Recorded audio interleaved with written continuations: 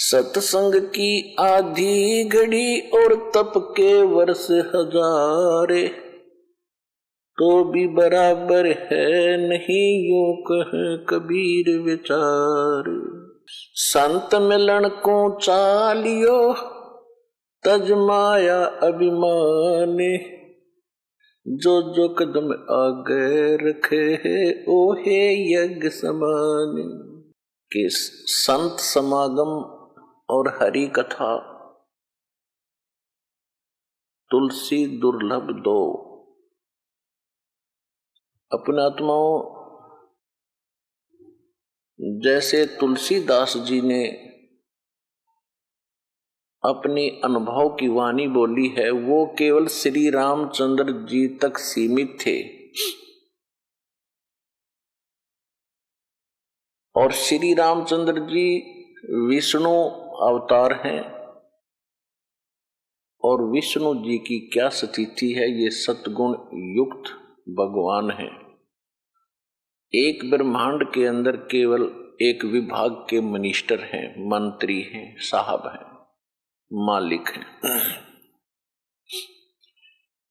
और जो आदरणीय गरीबदास साहिब जी और पूर्ण परमात्मा ने स्वयं आकर जो ज्ञान दिया है, आदरणीय गरीबदास साहिब जी को जो ज्ञान दिया है, और कबीर परमेश्वर जी, क्योंकि परमात्मा अपना यथार्थ ज्ञान स्वयं ही बताने आते हैं, ये आपको प्रमाणित बहुत बार कर दिया है।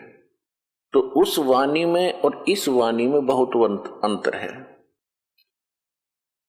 अब जैसे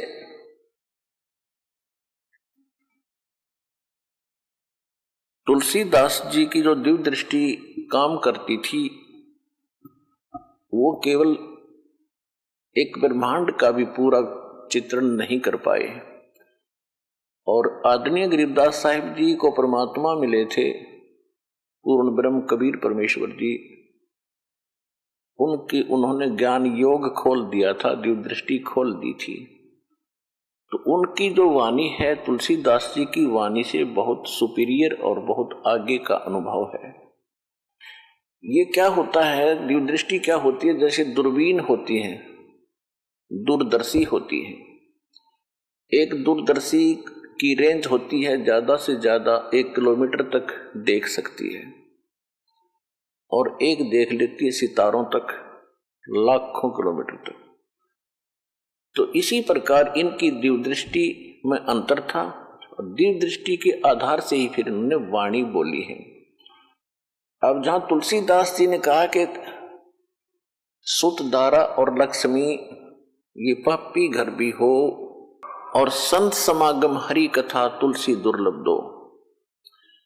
अब जो भी कोई ज्ञान है, जैसे ज्ञान किसी भी स्तर का है, चाहे किसी भी देव के प्रति दिया जाता है, कुछ मिलती जुलती प्रेरणा की वाणी होती है, चेतावनी की वाणी मिलती जुलती होती है।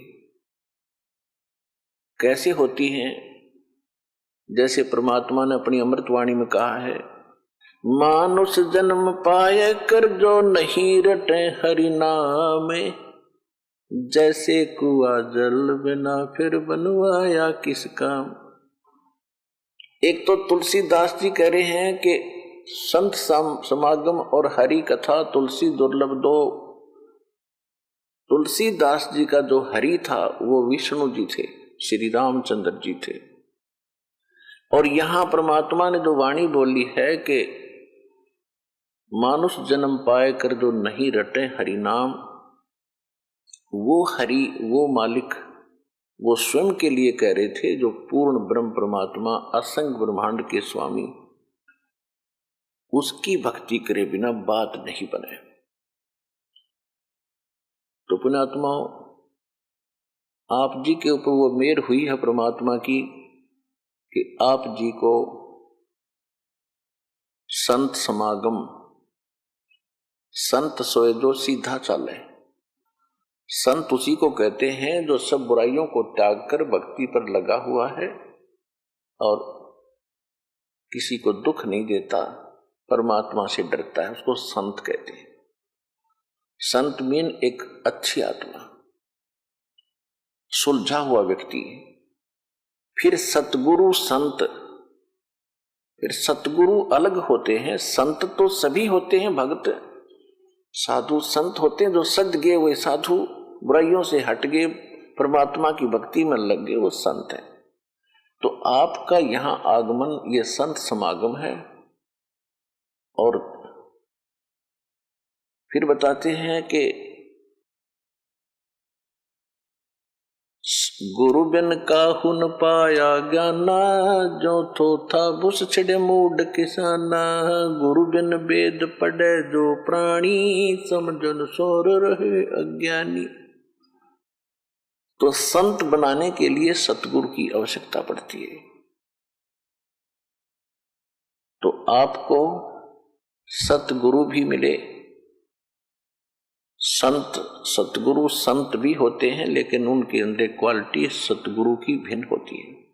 तो ये संत समागम आपको मिला है। यहाँ आप बैठते हो, सत्संग सुनते हो, फिर आपस में पुराने भाई बहन आपको मिलते हैं, उनका अनुभव सुनते हो।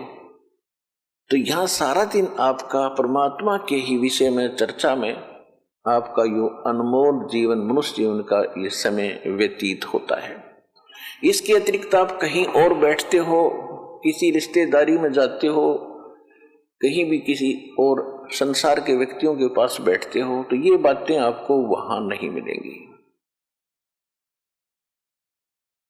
क्योंकि ये तो संत समागम से ही स्टार्ट होती हैं। सतगुरु बताते हैं, फिर साधु संत भक्त आगे उस ज्ञान को फैलाते हैं। जैसे नकली गुरु मिले तो उन श्रद्धालुओं ने नकली ज्ञान फैला दिया, संसार में भर दिया ठोक ठोक के। अब ये रियल नॉलेज, स्पिरिचुअल नॉलेज, यथार्थ अध्यात्म ज्ञान आपको प्राप्त हो रहा है, आप इसको फिर आगे फैला रहे हो।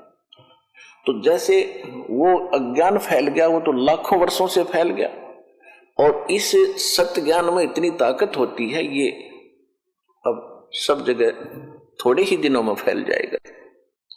और ज्ञान सब ज्ञानड़ी, कबीर ज्ञान सो ज्ञान, जैसे गोला तोब का अब करता चले मैदान।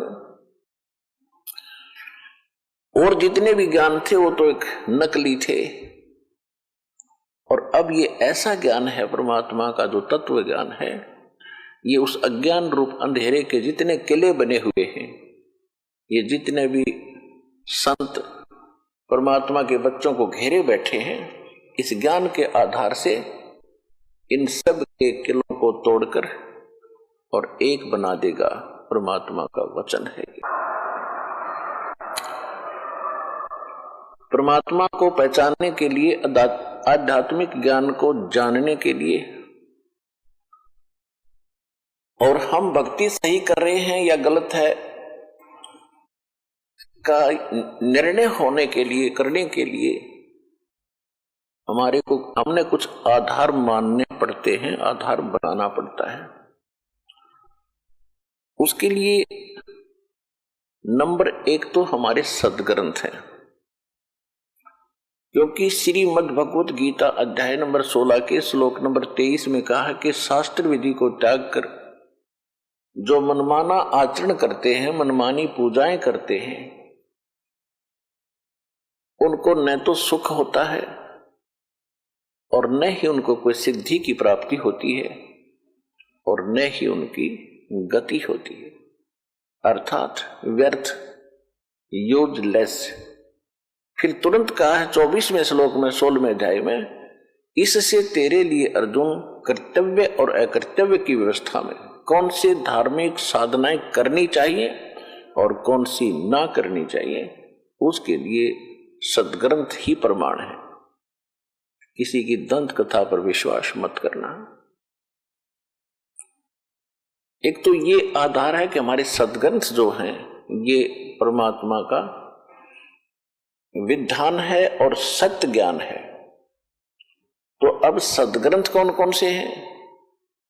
सबसे पहला ग्रंथ है सूक्ष्म वेद। सूक्ष्म वेद जिसको तत्व ज्ञान भी कहते हैं, और उसके विषय में गीता अध्याय नंबर 4 के श्लोक नंबर 32 में कहा है कि जैसे कि मैंने अर्जुन तेरे को गीता अध्याय नंबर 4 के श्लोक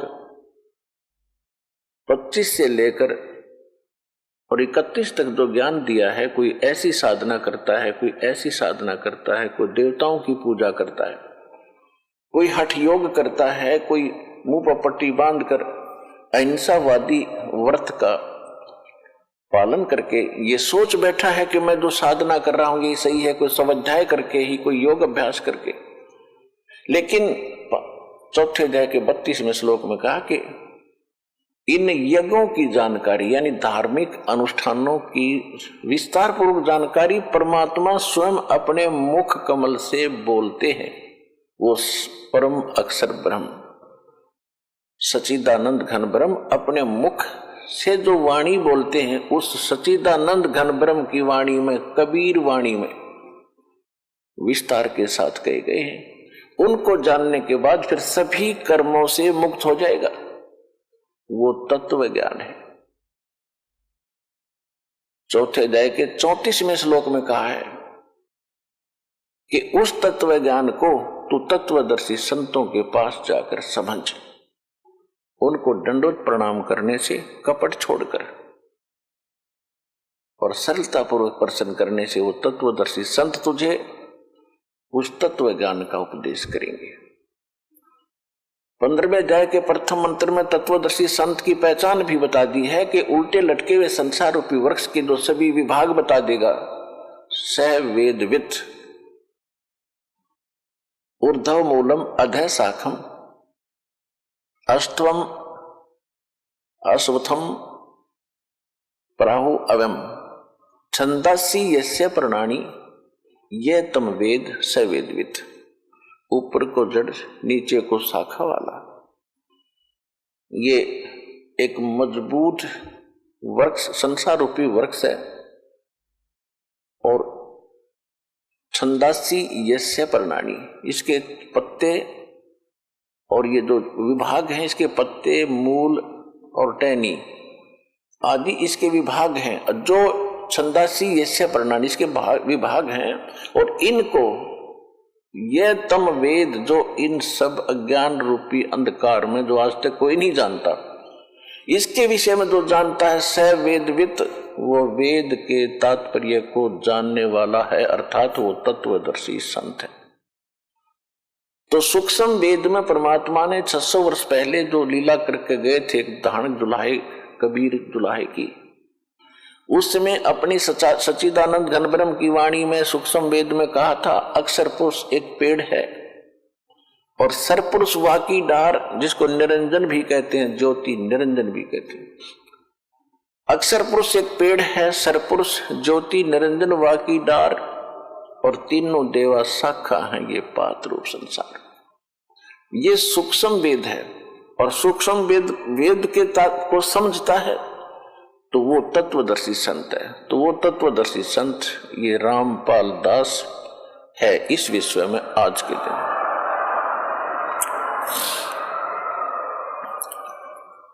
इस सूक्ष्म वेद की आवश्यकता क्यों पड़ी? परमात्मा ने स्वयं आकर ज्ञान क्यों बताना पड़ा? जब हम गलती करके सतलोक से और इस काल के साथ आगे थे, हमारी यहां दुर्गति होनी थी, मालिक को पता था। मालिक को यह भी मालूम था कि सबसे पहले ये काल इनको भगवान से दूर करेगा, इनकी बुद्धि पर पत्थर डालेगा, अज्ञान से भरेगा। इसलिए परमात्मा ने कुछ ही समय के उपरांत इस काल के अंतःकरण में, इसके हृदय में, वहां से ये तत्व ज्ञान कंप्लीट फैक्स कर दिया था, इसकी व्हाट्सएप पर डाल दिया था और उसमें निर्धारित समय भर दिया था कि इतने समय के बाद ये ऑटोमेटिकली बाहर आएगा, ये रोक नहीं सकेगा। ऐसा ही हुआ। इसके श्वासों के द्वारा एक दिन ये अपने आप सारा ग्रंथ बाहर आया। इसने जब देखा, पढ़ा, इसमें तो सारी जानकारी ऊपर की है और इसको ये था कि अगर इन प्राणियों को जो मेरे फंस गए, इनको उसका ज्ञान हो गया, उस सुख का एक नहीं रहेगा। इस दुष्ट व्यक्ति ने सबसे पहले वो ज्ञान समाप्त किया, यानी जिसकी पूर्ण जानकारी सभी नष्ट नहीं किया, लेकिन वो मेन पार्ट वो भक्ति विषय जल्दी में नष्ट कर दिया। और शेष ये 4 वेद रख दिए। ये 4 वेद उस सूक्ष्म वेद का ही अंश है, उसका जो जो मुख्य अंग था वो नष्ट कर दिया। उसकी पूर्ति करने के लिए परमात्मा आते हैं और फिर वो सूक्ष्म वेद पुनः बताते हैं। उसमें ये सभी वेद भी होते हैं, ये चारों वेद भी इंक्लूड है उसके अंदर, वो सूक्ष्म वेद है। उस फिर परमात्मा ने 600 वर्ष पहले कहा था धर्मदास जी से कि मेरे नाम से काल ने कहा था तेरे नाम से 12 पंथ चलाऊंगा मैं, कबीर नाम से। और मालिक को पता था कि 12 पंथ चलेंगे, काल के दूत होंगे, वाणी मेरी पढ़ा करेंगे, सूक्ष्म वेद मेरा पढ़ेंगे, इनका अकल में आनी नहीं, इनको समझ में आना नहीं, तो ये अपनी बुद्धि अनुसार इसमें गड़बड़ अवश्य करेंगे। ऐसा ही कर भी रखा काफी। उसकी पूर्ति के लिए परमात्मा ने फिर कहा था कि 12वां पंथ, उसी 12 पंथों में 12वां पंथ के प्रवर्तक का जन्म संवत 1774 में होगा। कबीर सागर में गलती से संवत 1775 प्रिंट है, कबीर वाणी चैप्टर में। उसका जब जन्म इस समय होगा, उसको फिर मैं मालिक मिले थे, उसके द्वारा मेरी महिमा की वाणी का पुनः प्रकाश होगा, प्रकट होगी मेरी वाणी, यानी मेरा यथार्थ ज्ञान। और उस मेरे यथार्थ ज्ञान को जो बर्मा पंथ, गरीबदास पंथ के व्यक्ति और साथ में 12 कबीर पंथी नकली, वो 11 और, ये सब के सब इस ज्ञान को समझ नहीं सकेंगे, इन गूढ़ रहस्यों से परिचित नहीं हो सकेंगे। इसलिए बर्मे पंथ में फिर आगे चल के हम ही आएंगे और सभी पंथों को समाप्त करके एक पंथ चलाएंगे। अब वो 13वां पंथ चल चुका है इस दास के माध्यम से। भगवान नहीं आए तो दास भेज दिया कंप्लीट कोर्स देके।